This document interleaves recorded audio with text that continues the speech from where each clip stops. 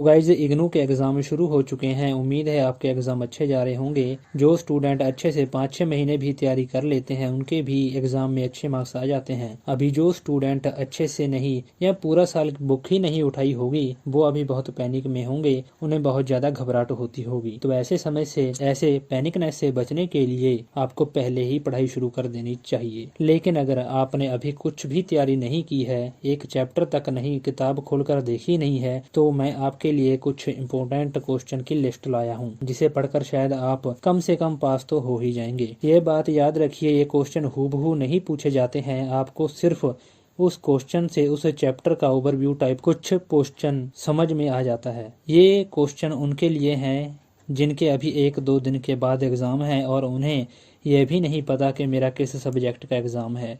ऐसे स्टूडेंट एक बार जरूर इन क्वेश्चन को पढ़ लें, अच्छे से याद रहे, रटना नहीं है, सिर्फ समझो जितना भी समझ में आ जाए। बाकी जिन स्टूडेंट की अच्छे से तैयारी है वो भी इसे अपने स्टडी मटेरियल में शामिल कर सकते हैं।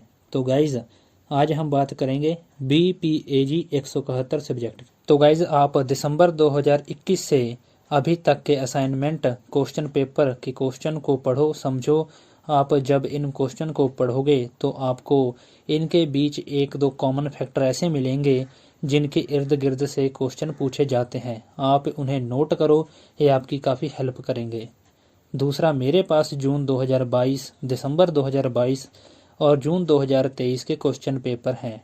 तो ये क्वेश्चन पेपर जून 2022 का है, इसका आप स्क्रीनशॉट ले सकते हैं। दूसरा पेपर दिसंबर 2022 का है, इसका भी आप स्क्रीनशॉट ले लो।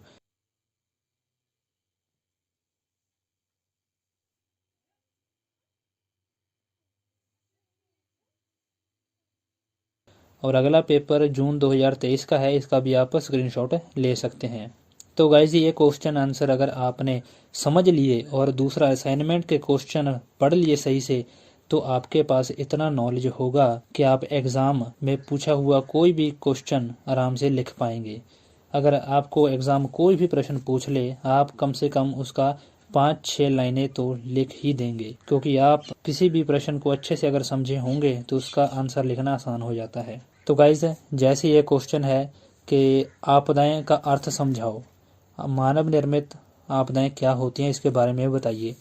तो इस क्वेश्चन में क्या कहा है, पहले तो आपदा के बारे में बताइए, क्या होती है, कैसे होती है, क्या नुकसान होता है, इसे बताइए पहले। फिर मानव निर्मित आपदाएं, जैसे मानवों को द्वारा क्या क्या आपदा हो सकती है, ये सब आपको तभी पता चलेगा जब आप पढ़ोगे। मानव निर्मित आपदाएं क्या होती हैं, मानव मतलब ये है गाइज के मनुष्य ने, मानव जाति ने ऐसे कौन से कार्य किए हैं जिनसे वातावरण दूषित हुआ है, वातावरण को हानि पहुंची है और उससे भयंकर नतीजे हो सकते हैं। तो गाइज ये सब आपको पूरा पढ़ने के बाद ही समझ में आएगा। तो उम्मीद है आप इस बात को समझेंगे। तो गाइज आज के लिए सिर्फ इतना ही, मिलते हैं नेक्स्ट वीडियो में। Thank you guys.